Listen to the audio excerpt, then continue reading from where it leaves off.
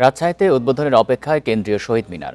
আন্তর্জাতিক মাতৃভাষা দিবস উপলক্ষে শহীদ মিনারটি উন্মুক্ত করে দেওয়ার সিদ্ধান্ত নিয়েছে জেলা পরিষদ। ২১শে প্রথম প্রহরে শহীদ মিনারে ফুল দেবেন বিভাগীয় ও জেলা প্রশাসন। এরপর খুলে দেওয়া হবে সর্বসাধারণের জন্য। ফলে এবার প্রথমবারের মতো নিজ শহরের শহীদ বেদিতে ফুল দিয়ে ভাষা শহীদদের প্রতি শ্রদ্ধা জানাবেন রাজশাহীবাসী।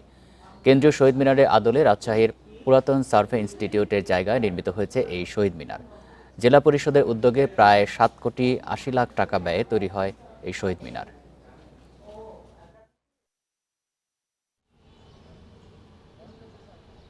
অনেক ভালো লাগতেছে, কারণ এখানে আগে কোনো শহীদ মিনার ছিল না। বড় কোনো শহীদ মিনারের জন্য যদি বলতে যাই, আমাদের রাজশাহী বিশ্ববিদ্যালয়ে যেতে হতো। আমাদের বিভিন্ন স্কুল কলেজ থেকে যদি ফুল দেওয়ার হতো, তো আমাদের ২১শে ফেব্রুয়ারিতে অন্য জায়গায় গিয়ে ফুল দিতে হতো।